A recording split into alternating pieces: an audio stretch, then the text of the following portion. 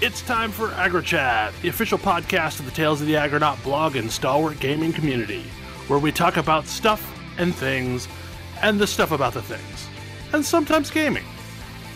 I'm Belghast, and let's start the show. Hey folks, it's that time again. Time for another episode of AggroChat. This is episode 469. Tonight I'm joined by Ammo. Hello. Ashgar. You'll never believe what we're talking about this week. Grace. Hello. Kodra. Explosions? Tam. I think I know what we're talking about this week. And Thalen. Clearly, we're talking about the game that just came out the other day, Dark Forces Remastered. Absolutely. I've actually seen some screenshots and it looks kind of amazing, and at some point I'm going to play it. I mean, it's pretty good. I mean, I was a big fan of Dark Forces. It's Dark Forces, but a little prettier. I mean, I'm into that. Sounds great. Yeah. Like, I can tell you exactly where I bought my copy of Dark Forces at. Oh, same. It was, yeah. Like, I get to be Kyle Katarn again. I'm not mad. Is this Kyle Katarn before he was a Jedi? Yes. Yes. This is Kyle Katarn the Smuggler. Yeah. Not to be confused with Jedi Knight Dark Forces 2. That was like one of the first games that I can remember super heavily modding was Dark Forces 2. Because like you could change out lightsaber colors and outfits and all sorts of stuff. It definitely seemed to have a very weird multiplayer. It was kind of fun though. Like it was the first time we got to do lightsaber duels in a game like that. Yeah. Well, yeah, but also you didn't have to do lightsaber duels, which is why I said it was a weird multiplayer. I mean, it was kind of an uneven multiplayer. Yeah. Oh yeah, it was not worried about balance. I mean, there's a reason why Jedi Academy was the next game, I think, in the sequence. Jedi Academy because they like leaned entirely into the Jedi thing only. You missed Jedi Outcast. I thought Jedi Outcast came after Jedi Academy. Jedi Academy was the fourth game. Yeah, okay. Jedi Academy was Dark Forces 3. Or Jedi Outcast was Dark Forces 3, but they dropped that shortly. So it was just Jedi Knight 2. It was just Jedi Knight 2. Very, very confusing. Bizarre. Like, I remember playing all of these. I just don't remember the sequence in which they came out. I just remember Jedi Academy was the big multiplayer one. Jedi Academy is the only one I played because the others were kind of before my time. Before I had a computer that could run this. So the game that we are actually alluding to is Secrets of Grindea, which was, I think, no, it wasn't our first Gameclub game. Because our first Gameclub game was the awful one that we thought was going to be really good, but was like People of the Earth or something like that. Citizens of Earth. We hoped it would be Earthbound, and it wasn't. It was not Earthbound. It was not close to Earthbound. It was not a good game. It really wanted to be Earthbound. It did not succeed. Like, it looked mechanically like an Earthbound game, but no, it wasn't. It was awful. But yeah, Secrets of Grindea was like, it was very beta, but it was awesome. It was extremely awesome. It was kind of early when we played it. They only had, I want to say, like the first 2 or 3 chapters of the story in, but they definitely had a story clearly developing. The writing was quite good for a game of that type. Like, it wasn't taking itself too seriously, but it wasn't just like throwing in random references because that haha funny reference. But also I do think we played this game in 2015. That possibly sounds about right. No. It's the game that changed my opinion about trying stuff in early access. Anyway, this game launched on Lipe, complete with the entire rest of the story, and there is a lot of rest of the story. They've been keeping a dev blog up this entire time, if you were curious about seeing any of the stuff that was going in. So it's been really fun to follow. But like, there's so many systems in this game at this point. There's like player housing. There's all sorts of nonsense. Well, there's basically like 2 sides of the game that use the same systems. There's the game's story mode, which is extensive. And then there's a full-on arcade mode, which was kind of not really developed when we played the game before, but has been developed into what basically its own roguelite mode. Like, this is really impressive work from a small team of people who have been working on it for a long period of time. Yeah. Yes. It's really, really cool. I was saying, indie devs have been kicking some ass lately. Yeah, I'm looking forward to giving it another spin. I reinstalled it a little bit before the show, so at some point this week, I'm going to get back in and see how it changed. I don't even know that I remember what it was like. I think I restart. I think I'm going to restart from scratch. Yeah. It was like a weird version of Secret of Mana. Yeah. I thought I remembered what it was like, but then I realized I was thinking about crosscode. I remember what it was like, and it's going to be really cool to see how it's been refined, because there was some stuff that was clearly that I was doing that was clearly a little bit half baked, and it was still fun. But I want to see do I make the same decisions as I did before? Maybe. I had a completely different PC then. I think I've had 2 PCs since then. I've had a new PC and then Ship of Theseus to that entire PC since then. Yeah, about the same here. We've also been playing an excessive amount of Last Epoch, and that's been a wild ride, but also the servers are mostly fine now, apart They're from not on fire occasional, anymore. occasional little issues here and there. They stopped connecting European players to US Central. So that's good. I don't know what people are complaining about. I managed to get through Act 4 and about half of Act 5 on American Airlines Wi-Fi using satellite. That's honestly kind of impressive and also terrifying. There was some rubber banding. And I don't know if that rubber banding was due to your connection or just there was some rubber banding. I've experienced some rubber banding in this game. It was definitely the connection. I'm not gonna no, it was definitely the connection. So I have now gotten. Is everyone through the story? How many times? On which character? Multiple times. Yeah. Yeah, mostly. I mean, I'm not, but don't worry about it. Okay. This game is telling one of the better ARPG stories I've ever. And granted, I've not done a lot of these. But I love there is writing where I was like, oh right, this is a game about time travel. Not a game that features time travel. This is very much about time travel, and they are having fun with it. This is Chrono Trigger. Somebody here really loved Chrono Trigger and was like, this could be an ARPG. That was my first impression just by looking at the maps. Yeah. Is they felt Chrono Triggery. I mean, I'm just glad to see same area in a bunch of different time periods, so that makes sense. What were you going to say, Tam? Oh, I'm just glad to see this is a really hard. The reason, or at least my take on the reason that storytelling in ARPGs, I will not get on my soapbox and call them isometric real-time RPGs as they ought to be. I mean, to me, they're still dungeon crawlers, even though I realize that's also a different genre of games. Yeah. I mean, I'll call them looter stabbers. But anyway, this particular genre, it's hard to write for. It's not the reason that there's so many kind of iffy bits of storytelling in this genre is it's kind of a hard genre to write in. And it's neat to see you need to take it not super seriously, because if you take it too seriously, then it devolves into nonsense immediately. And so it's cool to see they take it seriously, but not too seriously. They're definitely having fun with it, but it's also not just wall-to-wall jokes. Well, it's the story is serious, but the circumstances of what are happening are just funny. Yeah. It's really funny that people don't realize which cycle they've met you in their past, but you don't know who they are. And they make mistakes because they assume you're you from a different timeline.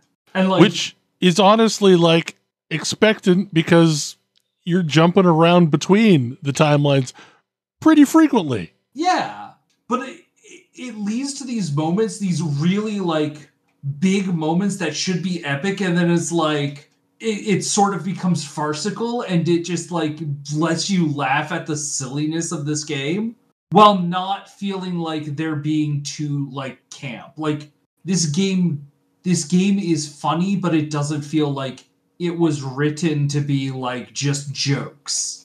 Like, ultimately, yeah, I still kind of want to save the quote-unquote timeline. Like, I am still in... And as a result, those funny moments make it easier for me to realize, like, what is actually the story of this game. Well, one of my favorite Yeah. things is the way that the monolith timelines work, and like it's kind of this alternate version of events that like what would have happened if you weren't in there, because you definitely end up going through alternate versions of timelines you've already explored with characters that you know from other timelines.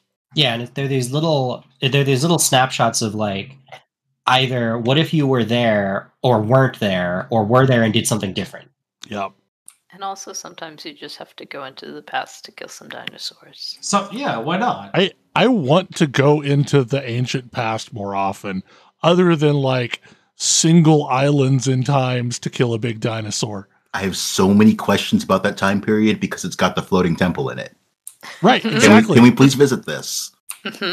Yeah, like congrats, you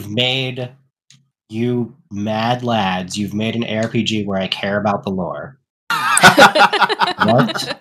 How did we get here? Yeah, I love that on a second visit, like on your second character, the faction folks are in the first town, and you walk up to them, and one of the options is like, "Oh, hey," calling them out by name. It's like, "Oh, have we met?" It's like, kinda. Timey-wimey. I love the fact that that's there because it makes everything so much easier on your alts. Yeah. And you like don't see them your first time through at all. It's not like they're NPCs that function differently. Like they're just not there. Like this game has a number of things that they really want to make the second time playthroughs interesting. And second time playthrough is real optimistic, I gotta say. Yeah. Okay, but that was my second character, and I did some silly stuff with it. Anyways, so there are a bunch of dungeons in this game that you mostly can't get to because they require you to have keys that you get as drops, usually at higher level zones. But on your second playthrough, you've had a character who've got some of those keys, so you can just use them to go in the dungeon. And if you exit out the back door. And if you complete the dungeon, suddenly you're like skipping 6 zones worth of content. And you could just keep progressing the story in zones where you are way under leveled, but you will very quickly catch up. Or you'll go into a dungeon that is supposed to be for level 45 and you're only level 30, and you can get like 6 levels within a single room and then die in the second room horribly. and get disconnected because there's currently a bug that if you die in dungeons, you get disconnected. Oh man, don't die in dungeons. Don't die in dungeons. It sucks. It was a miserable experience getting killed in the dungeon and like couldn't get back to the party, couldn't get back properly into the game. Like, So this week the first it hit me is sort of comparable to the level which you might be when you get to the area. It is not too difficult to complete. I mean, it's still pretty rough. Dungeons in this game are pretty rough. Dungeons in this game are pretty rough, and that last boss has a couple of one-shots. Yeah. So, like, Lightless Arbor is reachable the first time. Like, on your second character, you'll probably have a key. In fact, I think the guaranteed key is in the Forsaken Trail. So if you know what you're doing, you can do it on your first character. Don't do this. Oh my goodness. But Lightless Arbor is technically completable around the level you get there. That dumps you off into the Imperial era, very near Soulfire Bastion, which you can theoretically walk into, but is level 44. Don't do that. Don't do this. Well, maybe do it. Don't do this. I mean, Don't do maybe this until you really know what you're doing. Or until the bug gets fixed, so that when you die, at least it's slightly less awful. What bug? That you If get you die in a spent dungeon, all you of get yesterday disconnected. dealing with. Yeah. It doesn't matter what dungeon. If you die in a dungeon, you get disconnected from the game. Oh, Maybe. weird. That did not happen to me. It has happened to me, but did not happen to me when I died most recently in a dungeon. It happened to me 5 times, even though I only died twice in dungeons. Yes. Like, maybe consider not doing Soulfire Bastion and just picking up from the middle of Act 4 in the Imperial era. Definitely do not try to underlevel do Temporal Sanctum to get directly to the end of the game. It's rough. It's really, really rough. Mostly because the last boss is awful. Yeah, the last boss on that one is brutal. Like, people say T4 Julra is the hardest boss in the game, and I understand why this might be. Because even the level 55 version is currently capable of kicking your butt. But I really appreciate that this game has sort of thought about that. Like, yes, this is very hard. I'm sort of glossing over how difficult this would be. But, like, once you're able to do that, it's going to be really nice to be able to, like, not have to do, like, it doesn't necessarily have to feel as much like a chore to level up. Although leveling up is very fun in this game. And it does not feel like that long of a campaign. It feels much shorter than PoEs. Yeah, Well, I mean, and like, the other option that you have is to go screw around in the monolith as soon as you're capable of doing that.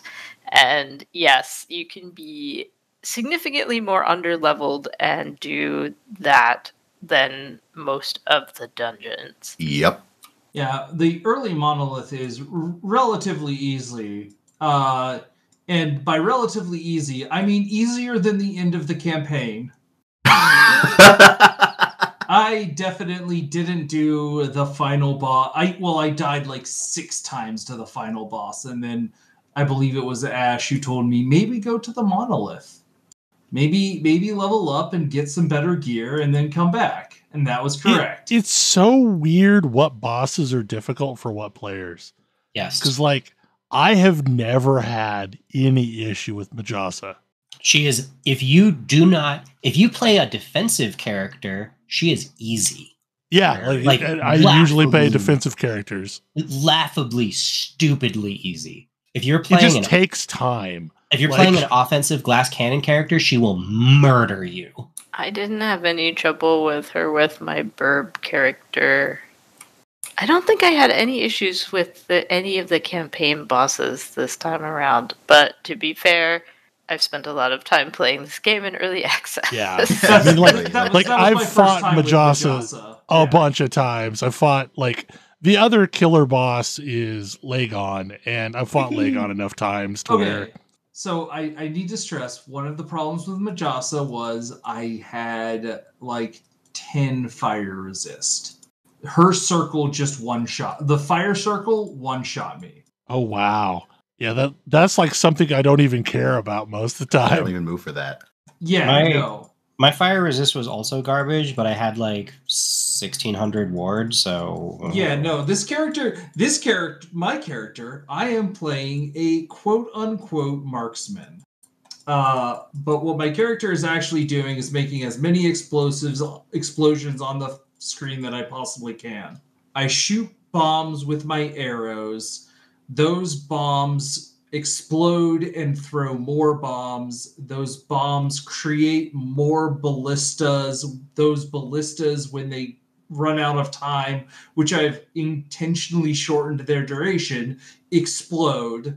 The bombs throw acid flasks, which I've turned into fire bombs, and the bombs also detonate other bombs when they trigger and shoot explosive arrows. My build is creating explosions. My mana consumption is hilarious because I press the button and then like I start rebuilding my mana back up immediately, and I still like periodically it's like, oh, actually something decided to use some more of your mana. Hope you didn't mind. It is non-deterministic how much mana each button press uses.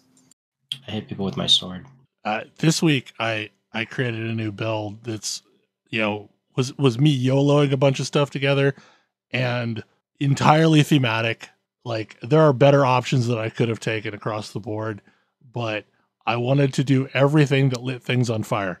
And it's mostly worked. Like, I thanks to Grace, killing one boss that was giving me trouble. I am now an empowered monolith. But like I just stacked all the things that burn, and it worked for the most part. You know how allergic I am to alts, right? Yeah. Like, I pick one character and I play that character. I already have an ult that is at level 40. And by the way, just in case you were worried, it's also using Explosive Trap. Yeah, I have two characters that are doing Whirlwind. I can't say anything. I can't judge you. Like, I guess my point is this is a game that inspires me to want to build more characters, whereas other games, either I don't feel like there's interesting builds to those characters, or I feel like the idea of building those characters is completely impenetrable. I mean, one of the things I'd mentioned it last week, and it's only more true. Since last week, I basically took off a character that I had no plan for. I just rolled another mage, and the goal was use mage abilities that I didn't use when I was playing my first mage. That was the only stricture that I had for this character, the only like idea. And it works. And like it works because this game lets me explore what I'm like my build and what my build is doing as I'm playing, rather than me having to go, hang out in a jumped up spreadsheet and read a wiki for 3 hours before actually getting into a build. I can just like mess with it while I go. Yeah. I mean, like I am shocked that I was able to get through the campaign and am now into empowered monoliths with the nonsense that I was playing, but it's basically proven to me that so long as you have any idea in your head of what you want to do, you can build a thing that at a bare minimum is going to get you through the campaign just fine. And you don't need to start the campaign with that in mind. Right. Yeah, you can shift gears while you're going. But like you can set a theme and build a thing for it, and it's going to work fine. It may not be the best thing in the world, but it's going to work fine. Yeah, I'm currently playing the one thing that everyone says is bad. Which is? Well, most people say it's outclassed, but yes. Yeah, and that's the thing, is it's not really bad. It's just outclassed. Well, I mean, that's what happened with Bernie Boy, is I wanted to play a Forge Guard because I never played a Forge Guard. Like, every time I've ever played a Sentinel, it's either been a Paladin or a Void Knight. I wanted to see what it was like over there. And then I ended up picking up a torch that you can equip at level 1 and then decided to make it my entire personality. It was fine. It was fine. So I was totally all in on a different build, but then Falconer came and the explosive traps came, and I was like, my thing in PoE was going to be like, I want to become a mine specialist. I want to learn how mines work. In this game, like, I want to be the explosive. I want to know all of the explosive trap builds. I am going to try and figure out how to make hold this work, which I don't think is good, but I want to figure it out. I have contemplated using hold this as a skill on a Falcon Punch build. Because that's the thing, like, I got this item called, what is it, Falcon Fists or something like that? Yeah, that's a good idea. Causes your Cinder Strike to do a shit ton of damage if you're unarmed. So hence Falcon Punch. And so that's fine. You put points in Cinder Strike, you put points in Falconer, and what do you do from there? And I've spent a bit of this week trying to figure out what I want to do there. And also some more just now that I've started playing that character, messing around with Cinder Strike's tree now that I have access to that ability and just seeing how these various things work. So yeah. The wild thing about those gloves though is like, even if you're not going to do unarmed, they're still amazing gloves. Yeah, I mean, they are still gloves with +3 to Cinder Strike and +4 to Falconry. Right, exactly. Like, they're still amazing gloves. But it's like, what, +13 times 27 damage to Cinder Strike? Roughly, something like that. Yes. Yeah. It's a silly number. You probably don't want to use a weapon. You can still use a shield. Oh, you can also still use an offhand if you want. Oh, I didn't realize that. Although the only rogue offhand is that flask of volatile ice. Can rogues even really do a block thing? Yeah, absolutely. There's stuff in Falconer for it. Okay. And in fact, but also you can just give it all up for Glancing Blow if you want to. You could. There isn't there. What's the one that gives you no block effectiveness but ridiculous amounts of block chance? Oh, the shield called Close Call. That is what you should use.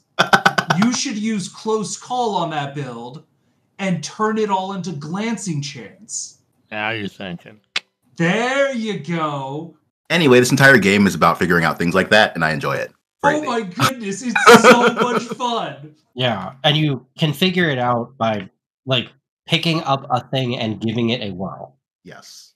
Like, I'm gonna harp on that, but like, there are so few games that allow you to figure out your build by playing the game and seeing what works for you and trying stuff out and changing what isn't working for you and having it evolve through like play rather than having somebody on the internet who spent 300 years putting together multiple spreadsheets to tell you what the best in slot is. Those people do exist for this game, although many of them will immediately go, if you ask them, you don't need a build guide. But if you really need one, here's something. It is extremely... I think part of it is the fact that, like, there are difficulty spikes. We talked about them earlier, but they're all optional. Like, if you just play the game the way the developers were like, this is the normal way to play the game, the difficulty is extremely... The curve is very smooth. And I will say, like, the thing that I've noticed is going from the 90 monoliths to empowered monoliths is a much more smoother jump in difficulty than it used to be. Well, yeah, I definitely agree with that. That just feels like them noting, like, oh, there's a difficulty spike here. Like, we probably need to do something to make, like smooth it out so that people can adjust to it. Because if you can adjust to something getting more difficult, then great, it will work out for you. Yeah, I mean, they've also got levers in the empowered monolith system where, like, when you first start empowered monoliths, there's a node that doesn't exist. And then the second you have any corruption, there's a node that is always in the center of the monolith, roughly, that you can go to reduce the corruption. Oh my goodness, that's so good. Because right now I'm basically trying to keep it about 125 corruption because there's a drop that doesn't become available until 120 corruption. So I'm keeping it within the 125 to 150 range. And every time it gets too high, I go do this node in the monolith, which lowers the corruption level that lets me keep bouncing in that range. You're telling me that they aren't doing things that brick a character? I mean, you have to be able to do the fight, but the fight is pretty easy. Like, it's a fight to reset the difficulty. And like when they reset the difficulty, you get to choose by how much you're resetting it so that you can really try and keep it in a range you're comfortable with. Cool. I like that. I like this idea. Being able to have control, especially fine control, over how hard you want this game to be is a really, really good. To be fair, I would have rather it have been a system like Greater Rifts was, where you, by pushing up the corruption level, it like sets your ceiling, and then when you start a monolith, you pick a literal number that you want it to be at. Like, that would have been cooler, but I get what they're going for. I mean, if you are one of the people who likes to push this number as high as possible, it is much easier to do it in another monolith because there is a literal catch-up mechanic. Right, yeah. Once you jump over to another monolith, like, every time you kill Orbus, you're getting a huge spike in corruption level until you've caught up to your highest level. But I also love that there's nodes in the monolith that don't involve increasing corruption, but just reset the monolith. Like, there's one that re-rolls every node and resets the monolith, and then there's one that's just like, I'm gonna make it so that you haven't done any of these nodes. So if you find a monolith that has like a lot of really good unique nodes that you want to farm again, you just find one of those nodes. Well, and the best let you redo them. The best combination is, you go through and you find a good monolith and you do a lot of the good nodes, and then there's a node that will re-roll everything that isn't already cleared. So you pick off all the good stuff, then you re-roll all the things you skipped, and then pick off all the good stuff from that, and then you do the node that resets everything and can go do it all again. Yeah. Yeah. And like monoliths are just difficult enough to be interesting, but are also smooth enough that you can kind of just chill out and run monoliths. Dungeons are less smooth. I don't like dungeons, to be honest. Like I don't like the them. dungeons. I don't hate them. I like Temporal Sanctum is the one I do the most, obviously to make legendary items, but it also kind of feels like lab, where I have to suffer through this dumbass maze so that I can find the thing that lets me build an item I want. I mean, I also like lab, so... It's also got the other thing that I don't like about lab, which is one death and you've got to start the whole thing over again. So I realized today, or not today, but this week, that most of the things that I don't like about zones resetting like that or one-shots is because this game seems to have no ability to have a persistent zone that you're not in. Yeah, like, no. Yeah, if you leave a zone and come back, it's reset. Like it is a tech that does not exist in this game, and I think it would be better with that tech so that you could actually use Town Portal like a Town Portal, or have multiple shots at a boss. It's one of those things where I don't even notice it because I always forget that Town Portal exists. But yeah. I mean, ultimately, like I have my loot filter down to a point where I'm only picking up an inventory worth of stuff at a time, if that. But still, like that has been a major disconnect for a lot of people that I've talked to, is that they're really frustrated that Town Portal doesn't work like Town Portal because they want to be able to clean out the zone for whatever reason. And you can't do that once you leave, zone resets. Yeah, that's just not a thing. I mean, this has been the week that the game went from mixed to mostly positive again. So yay! I feel like people don't understand how game launches feel. You'd think they would know by now. And yet, yeah, it's surreal. Like, I mean, we've been through so many far worse launches. God, yes. I don't even consider this a bad launch. Is it a bad launch from this genre of game? No, not even. Okay. No. God, no. Nope. Error 37. We didn't notice it last time because Bell League, but PoE's seasonal update was worse than this. Yeah, no, people were disconnecting left and right, but we were in a private bubble and it was fine. Right. There's a weird thing where people are weird about this game because it costs money to buy the client. So this is a frustration for me, is when did that happen? When did people expect every game to be free? I mean, in this genre, Path of Exile. There is one but to be fair, Torchlight also has been a thing, but until Torchlight Infinite, that was a game you had to buy as well. Yeah. Right. Most free games have deep problems. Like most games that were originally launched into a free model have problems, and there's heinous things that you have to deal with or ignore to actually enjoy the game. I mean, you can look at the current competition. D4, significantly more expensive game, significantly worse game. Yeah, With the season pass you have to buy. Probably worse. This is launch. cheaper than a horse in Diablo 4. What? Horses in Diablo. No, that's not a joke. Horses in Diablo 4, like the store horse mounts, are roughly $65 worth of currency. Oh, good lord. So, like, literally, this game at $35 is cheaper than a freaking horse in Diablo 4. I mean, it's cheaper than some pets in PoE as well, but Yeah. People tend not to comment on that game's microtransaction quite as much.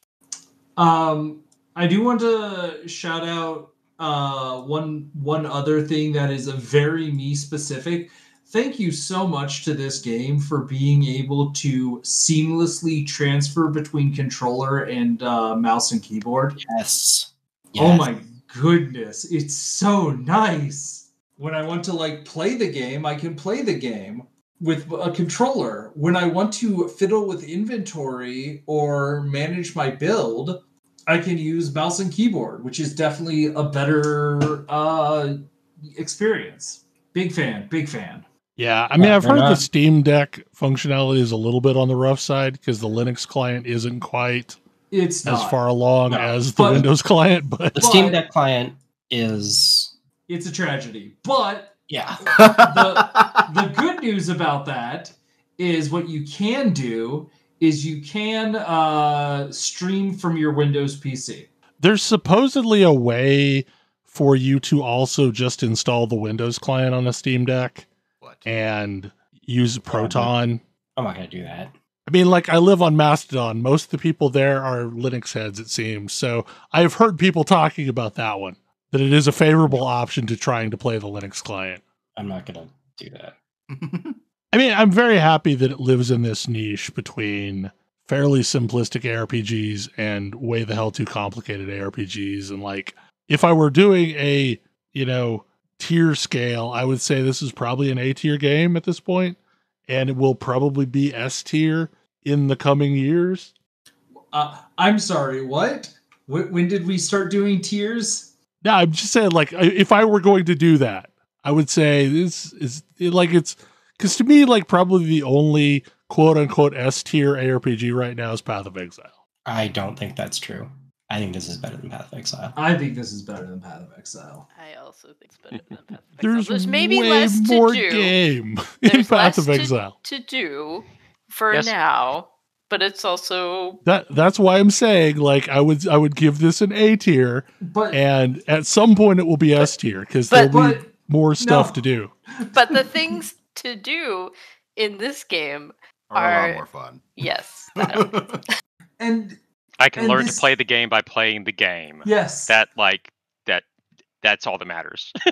This wins. Path of Exile loses.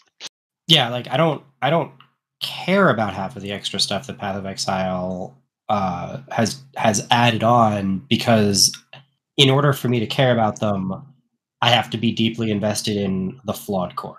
And I'm just like, I've seen better now, and I don't. I mean, I feel like Last Epoch will get there. Yeah, I mean, I think Last Epoch is It's better missing than 10 Path years worth of Exile content. and is going to continue to get even betterer than Path of Exile. this could use. I would say I'm looking forward to guilds at some point. Yeah, or I'm hoping social guild found organizations. mode is a thing. What is that? Like guild found mode is a thing. I mean, I feel like what are we doing? What are we doing like right now? Yeah, I just wish there was an easier way of doing it. I love this actually. Hey, I want to give stuff I get to my friends. How should I do that? I should play more with my friends. Yeah. I like that this game wants me to play more with my friends. I wish there was some meter that you could see that is like, how close are we to a drop? Yeah, it makes it hard. It works really well if it is easy for you to play with the friends you might want to trade with, but if it isn't, like, it basically isn't easy to be asynchronous friends with people. Yeah. Well, and there's still a That's- heavy RNG aspect to it. And that's the thing that kind of annoys me with the way that the resonance system works. And it's also a drop. So I really hope I didn't miss one because we You split up can't in the miss map it. somewhere. I guess that's fair. Because like it drops off a mob, not off you. Yes. It drops does- extremely obviously, but yes. It does show up on the map. Makes a loud noise and shows up on the map. I had a really weird experience where I was AFK going through some menus, and one dropped at me. Like, I was like, oh, there's a thing at my feet. It's a golden residence. Huh. I only say this because Kodra and I have been playing for over an hour together, and I've not seen one yet, and we're getting closer to 2 hours at this point. Yeah, but we've been kind of doing it in and out. Yeah, I guess that's true. I don't know. Maybe the game knows that we want the good resonance and is making us wait for it. I've only ever seen the good resonance drop. I've never seen really? the other resonance. No, you've only seen the lower one. The good one lets you trade things with LP. The golden does not. Oh, okay. Yeah, the golden one is. Oh well, then hell, we need an extra special super duper one then, I guess. Yes. Correct. I would have assumed the purple color one was like an exalted capped one or something. I do think that this system could be better. Like, hey, I want to target certain things, target resonances. It could be something that could be a feature of Circle of Fortune. And that is not me complaining about sitting here playing with Kodra. I just like I'm afraid I'm gonna miss it. I mean, that's my panic about it. Like I wish it kind of just was a thing that showed up automatically in your menu. I am paranoid. I also love how much bases matter in this, and like there are rare bases that I care about. I find that interesting. I love that I'm allowed to like abilities. Yeah, there's really not a ton of abilities that I think are just bad. I would be hard pressed to identify an ability that I don't think is usable. I think I have one, and even then, it's only like half. Which one? Arcane Ascendance seems hard to make work. I don't know what you use Rebuke for. Rebuke is amazing. What do you use it for? Rebuke is absolutely amazing. Use it mostly to give yourself buffs, but also for mana regen. Okay. I mean, my third rogue, which is either going to be my third or fourth character I make, is going to be using Dark Quiver, an ability most people say is terrible. Well, even then, you're never planning to press the ability button, right? Why not? Oh, I just figured you're going to let the Falcon do it for you. I mean, I am going to let the Falcon mostly do it for me, but I mean, if I don't have any arrows on the ground, I might as well get more. Fair enough. I guess it depends on how fast that it casts. I don't know that. And like that's definitely a try and find out. I need to try it and find out. You could actually try it and find out on your current character.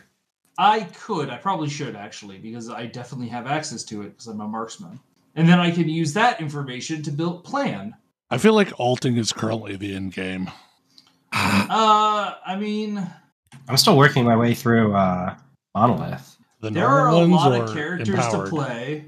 I'm still on regular. I haven't made it okay yet. I mean, I'm on regular, and I'm going to kill Lagan until he gives me the item I want, and then we'll see how far I get. But like this game made me care about maps, so maps is definitely way the hell more approachable here. And also because it's got the just one more problem in a way that PoE does not manage to hit because of how much trouble it is to actually roll a freaking map. PoE, I finish a map and I'm like, okay, it is a cognitive effort to start the next one. It is not a cognitive effort to start the next map here. Just like, all right, I'm gonna hit the button, get the reward, keep going. That was quick. I'll do another one. The end game of this is definitely going to be races through the campaign to see how fast you can get to Majasa. Has anybody figured out the ability prioritization? No, I have not. There is a fascinating thing that I have been noticing where if I am holding down multiple buttons, this game is very good at hitting the ability that I want it to hit at any given time. So like, for example, if I'm running around on a Spellblade, holding Mana Strike and Surge, I will Surge when Surge is up and continue to Mana Strike. But if I hold down Mana Strike and Flame Reave, it will Flame Reave until I'm out of mana and then switch back to Mana Strike.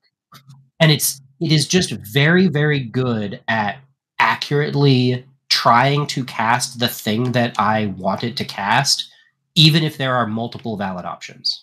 I don't know. Like on Werebear, it definitely prioritizes Rampage over Swipe, which makes some amount of sense.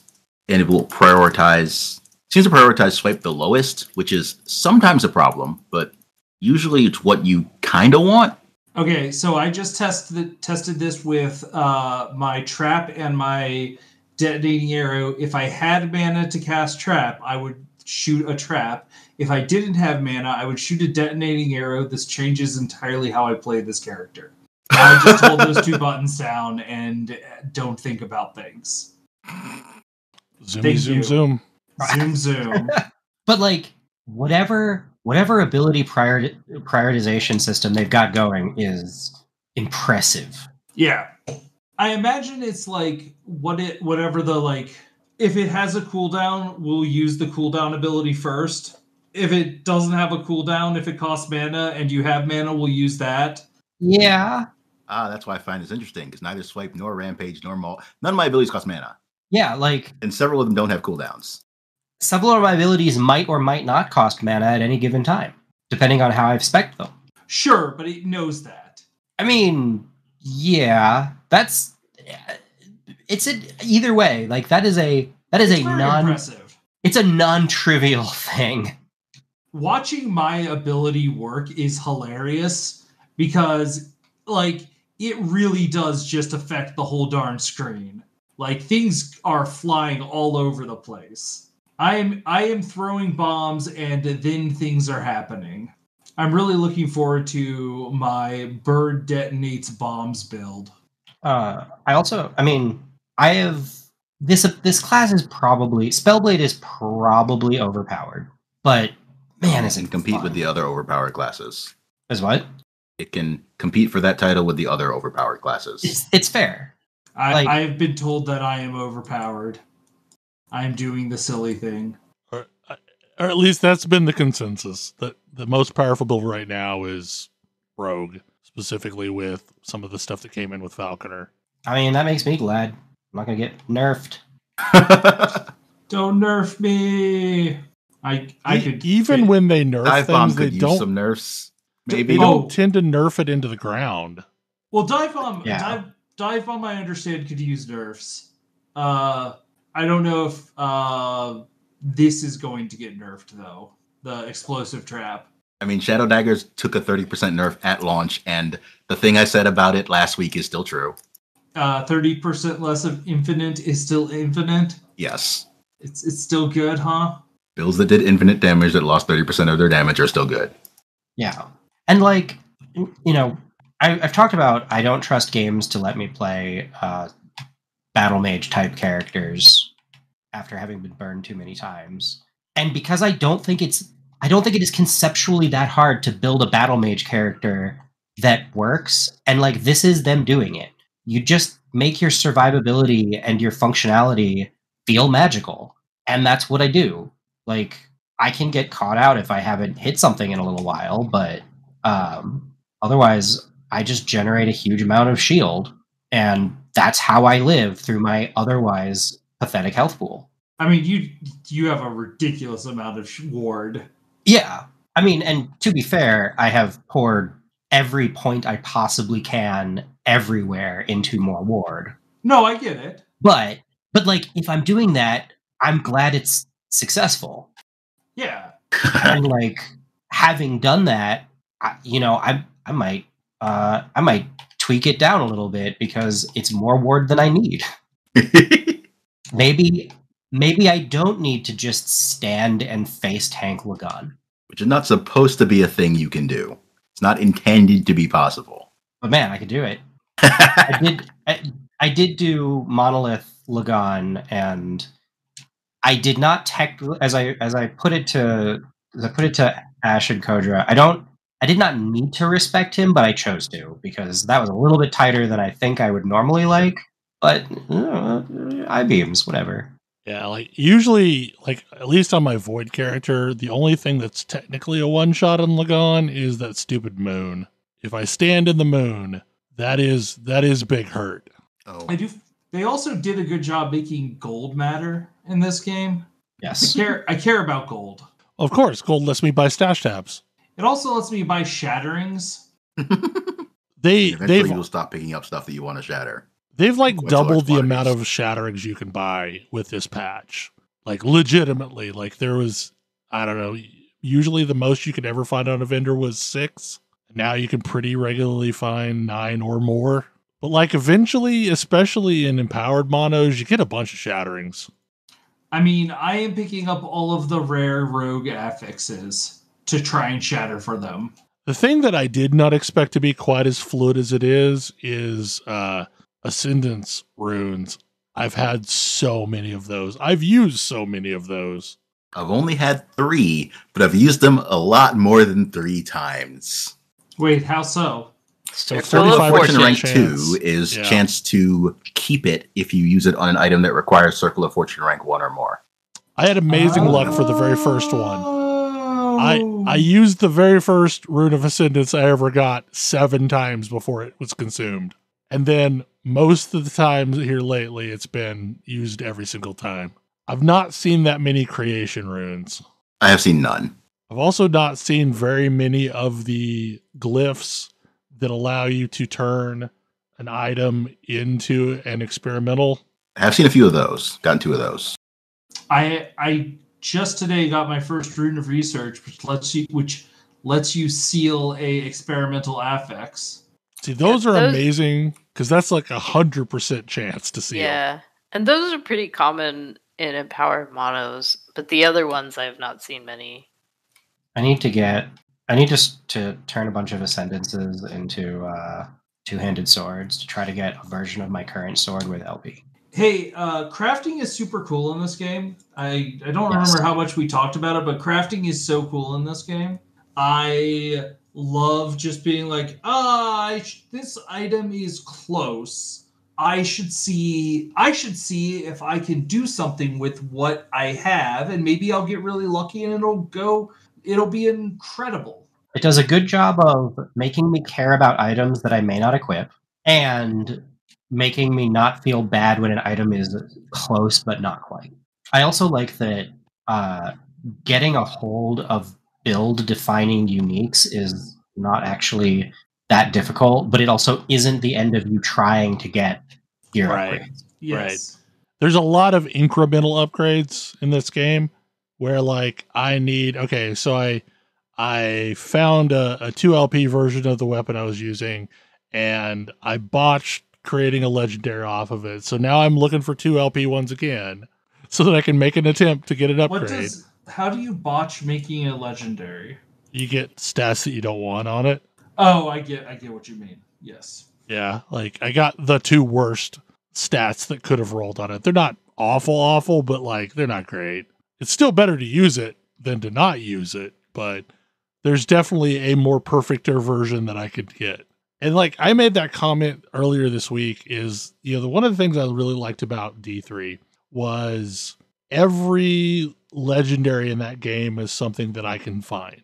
Like I know if I put enough time into trying to farm the items I needed for a build, I would find them. And I feel like the same is kind of true here.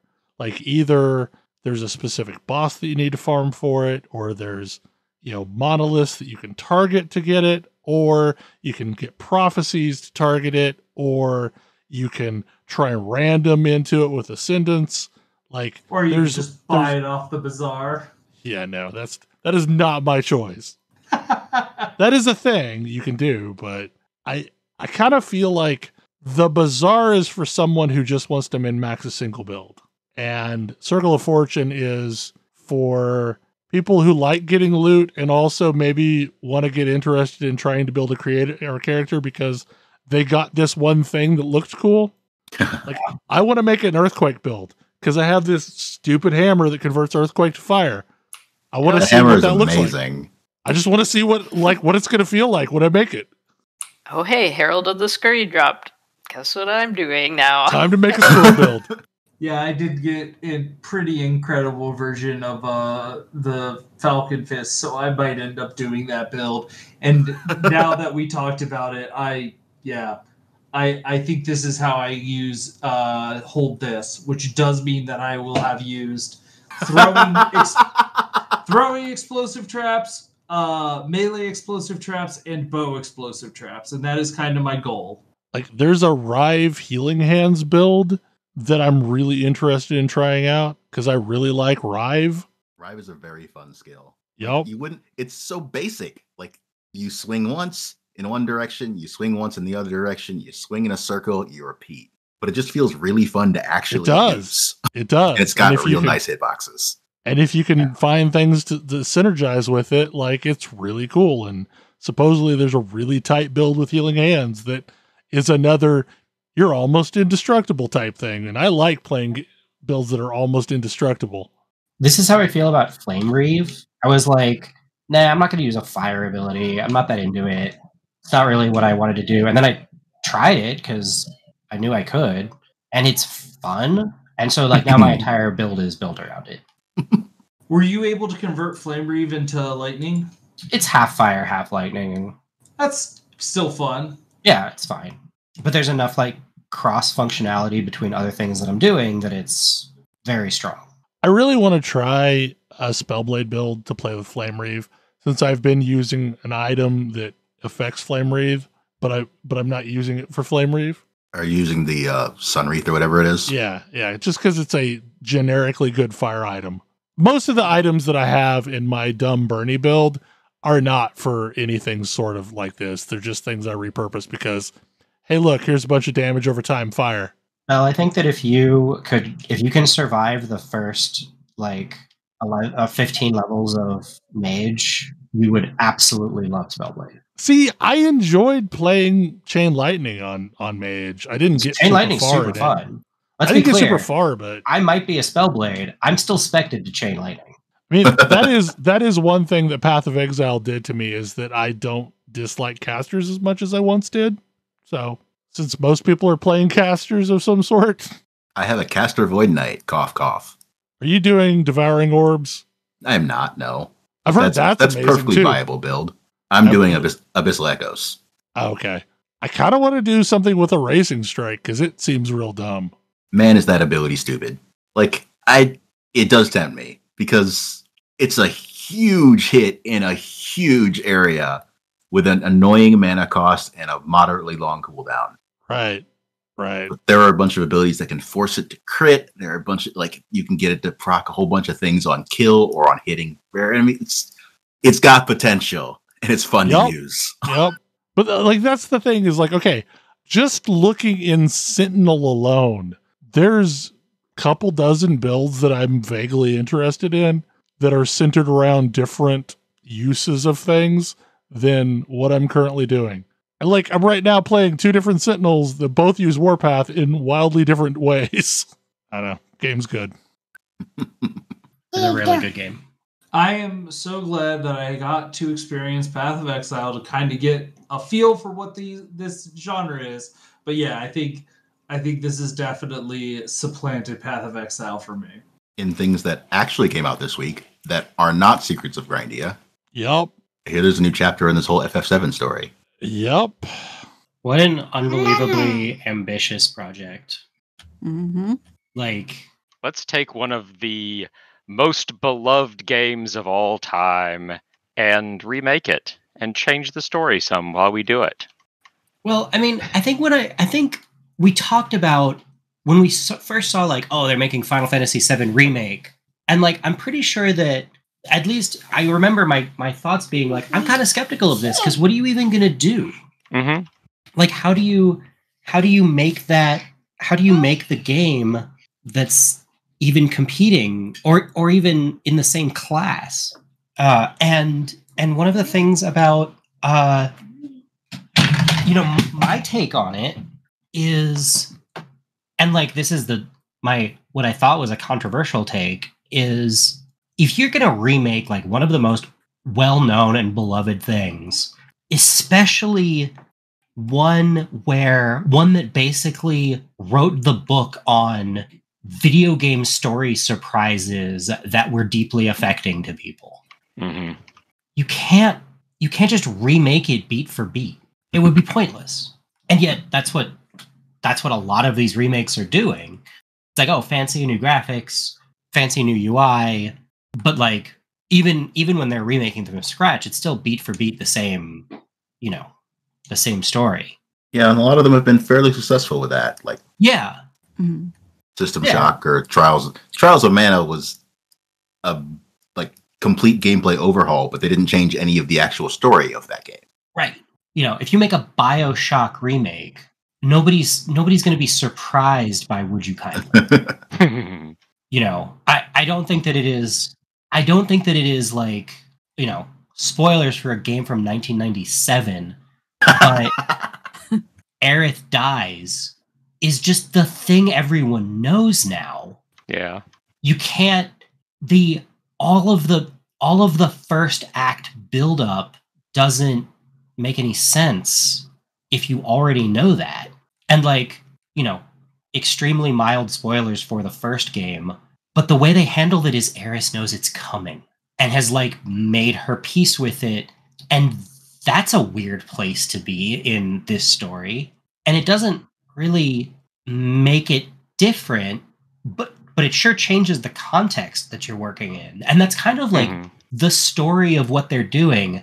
They're not thus far dramatically changing the way the story is unfolding, but the implications of how it's unfolding are radically different. Especially by the end of the first game, where the first game ends with, "Hey, you broke it, hero. Like this cannot be the same from here." The second one starts hard on that one. The prologue section is just, wait, what? And made even more so the deeper you are in it, which I think is hilarious. Like the more versed in Final Fantasy VII you are, the less sense the story as you see it makes. Whereas like, my partner's been watched me play through the whole first game and has been sort of hanging out for the second one so far. And is like, yeah, this broadly makes sense to me. And I'm like, what? This is nonsense. None of this makes any sense. How could this possibly be? And she's like, what are you talking about? This is yeah, this is a little convoluted, but it's not too bad. It's just really, really funny to me that they're taking liberties with a story that lots of people already know in a way that doesn't require that you know the original story all that well or at all to keep up with it. But if you do, boy, it's going to mess with you. And then on top of that, the combat is fun. It really feels like both the real-time and the turn-based modes feel like the same level of confidence in this is just how the game goes as like the old school games were. Because like by the time you got to, FF5 easily, but even before that, it was clear that they understood the, cut to a battle scene. Here's all of the thing, here's all of your party standing in a row, select your abilities, etc. Like they knew that system down cold and could do all kinds of stuff with it. And I feel like Square's really struggled to figure out how to do interesting combat in a host menu driven, world. But it's very clear that they wanted their stuff to be real time since the like introduction of active time battle. Well, and the thing that I felt was like 15 was a step in that direction, but it feels like with 7 Remake, they kind of are beginning to perfect that system. Yeah. Mm-hmm. Yeah, for me, 15 was an attempt. It got better over time. 7 Remake was significantly improved, and by 16, they knew it. Yeah, 16 was the point for me where I felt like, okay, this is functional for me now. Yeah.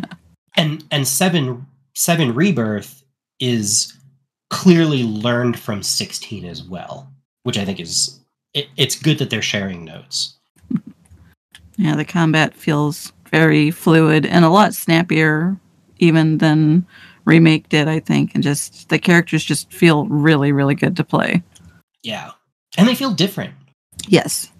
Like, they feel different without feeling tacked on. Like, I don't know. There's probably somebody who's playing through the entire game with Aerith as the party leader, and they're probably having a great time. Even though she's, like, basically a spellcaster standing in the back. But, like, she's got some fun mechanics. Mm-hmm. They did a very good job making Cloud and another character who you'd think would not play that much differently from Cloud play very differently. Yeah. I do think a interesting thing. So I was thinking about this as you were saying it. Recently I got to see Hades Town, which is a reimagining of the myth of Hades and Persephone. Or not. No. The reimagining of the myth of Orpheus and Eurydice. Yes.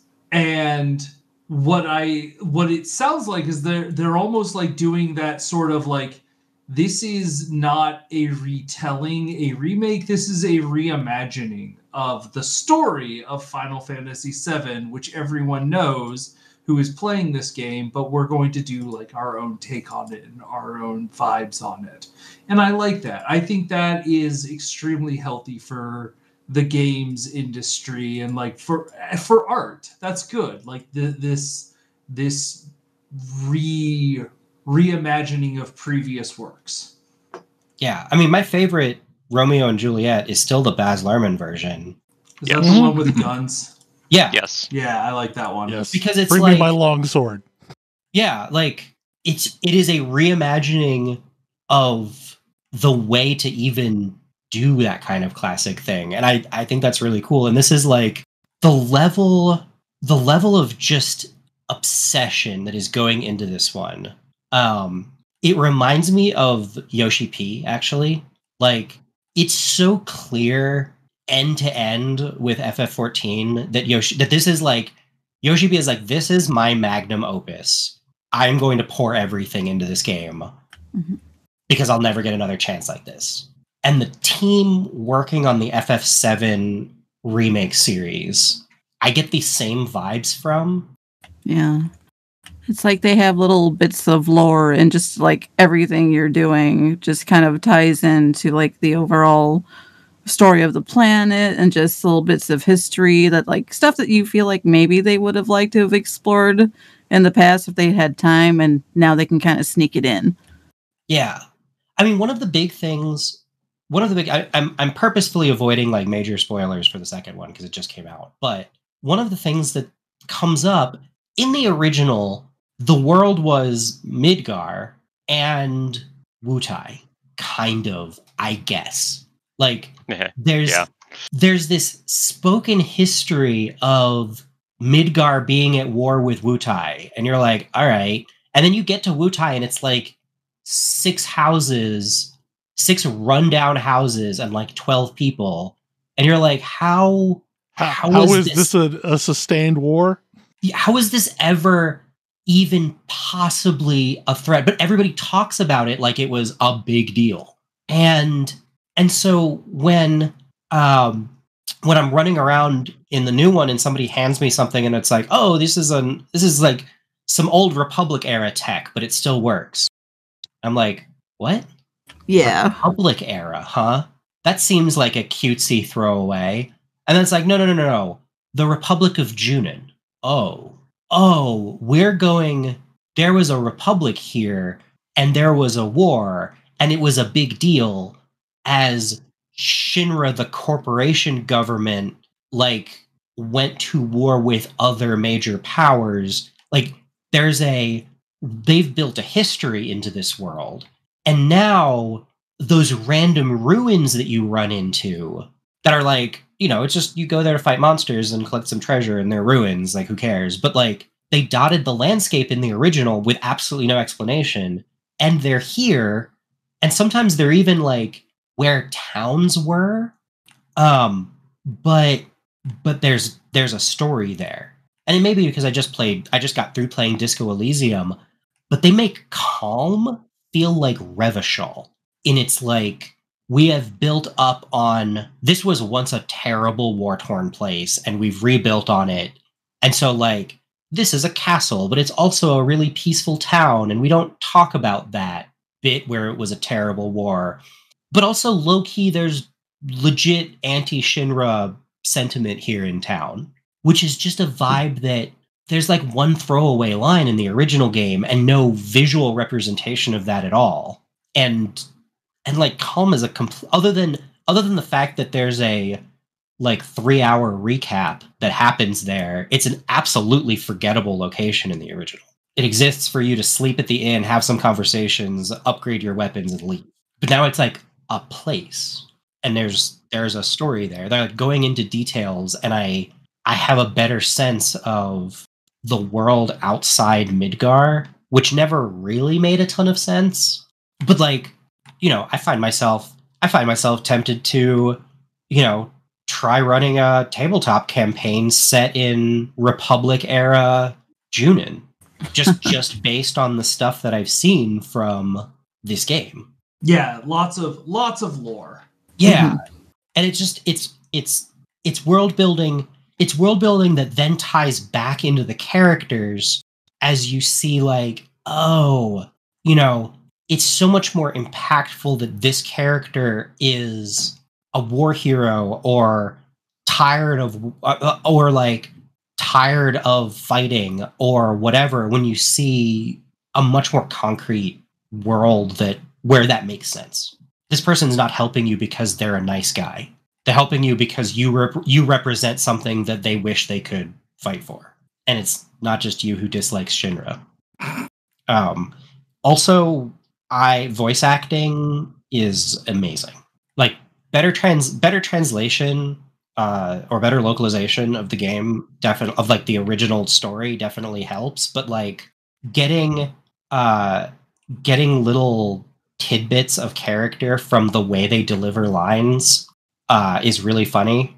Sassy Aerith is hilarious. Sassy Aerith was great. I really loved Barrett in the first game. Barrett continues to be incredible. Like, yeah. How much should I go back to the first game and make sure I know how to play, or how Yuffie's story is?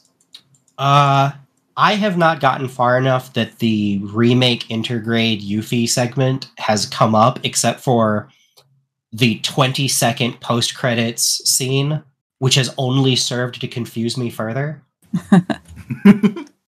I've gotten to where I've met her, but I can't really say too much because she's only kind of been around for a few minutes and then she's gone off to do Yuffie things already, as she do.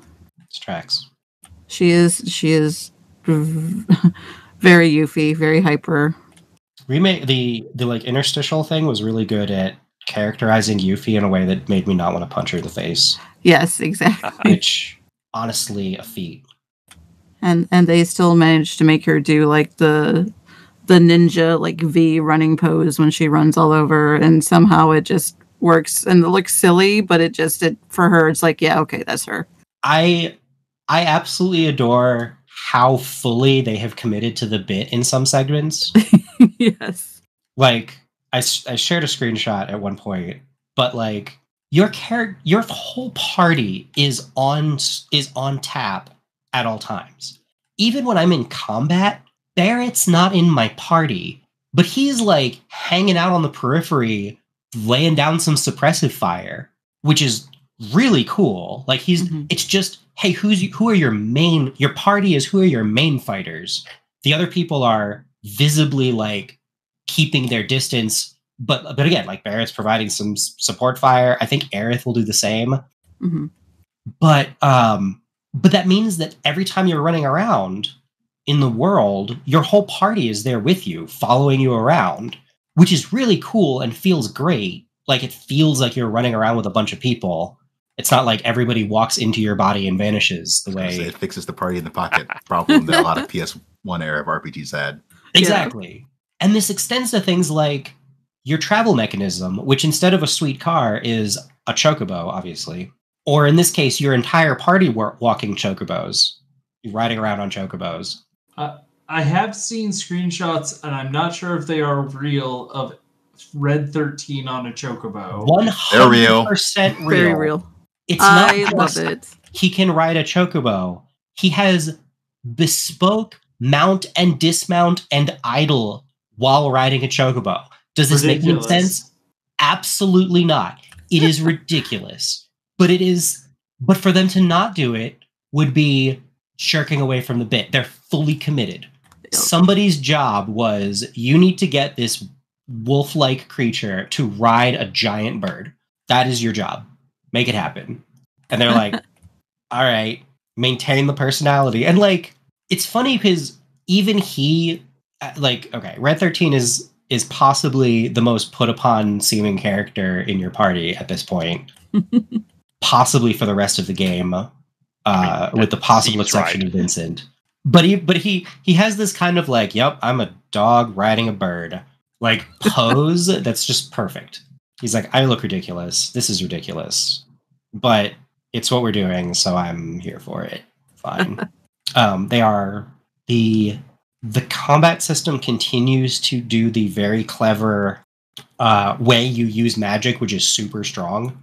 Like, magic and special abilities, so you get to do, like, cool special attacks more often. And I really like the...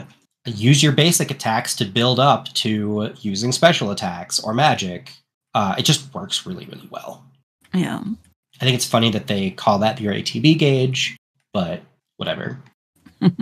They can be coy with it if they want to. But yeah, it's not just really good. It's better than it feels to me like it makes any sense to be. I'm like, I am 100% buying the next one to come out. Yeah. Have you finished already? Not even close. Okay. I'm like maybe 3 hours in. I'm still in the first open world zone, kind of wandering around. Like, I've just gotten to the point where the game kind of opens up a little bit and lets you explore. I suspect that there's like quite a bit more game ahead of me based on where I'm at. Because where I'm at in the original game was like a 30-second walk across a tiny corner of the map into a cave. And now is a whole interesting area for me to explore and find out more about. I also like Chadley despite myself. Yeah, he gets a little snarky at times too. It's kind of funny. I'm surprised he's capable of it. I'll go to talk to him to check on something and be like, oh, so you remember that thing I asked you to do, right? I'm sure, a mercenary like you has got, other things to do. So yeah, he gets a little... really busy. Yeah, I'm super busy. Just overwhelmed with work. Definitely not racing chocobos. Got to get that golden chocobo so you can get Knights of the Realm. Right? Which, another piece of world building that I think is great, why is there a chocobo farm randomly just outside of Midgar? Who is even using that? Oh no, they talk about that. It's there for a reason. There's a whole thing about it. Yep. And 2 kids who I feel super bad for. I want to go back to Midgar to beat somebody up. They've taken some super, super, super minor characters and like fleshed them out to an honestly absurd degree. Oh, the other thing that I really like is in the game's main menu, there's the story so far option, which is a really tight, really reasonable recap of the first game, which I appreciated. Because it's been a while since it's been a little while. And I didn't have time or the wherewithal to replay the original, the first of the series. But I knew most of the beats, and like honestly, it does a good job of it. I've rarely seen the story so far things that I think actually do justice to the thing that I just played, but this one actually does. But anyway, it's so good. It's got another probably 80 hours to just disappoint me, but it doesn't look like it's going to do that. And I appreciate that despite some of the reactions to the original or to the first of the series, they are not backing down from their just absolutely bonkers storytelling approach. Yeah. They are, in fact, doubling down on it, and I'm so here for it. Just massive reimagining of where this even goes. Well, that is probably a show. Any final thoughts on anything? Okay. Well, hopefully you all enjoyed the show, and we will see you again next week. Good night. Good night. Good night. Good night. See you.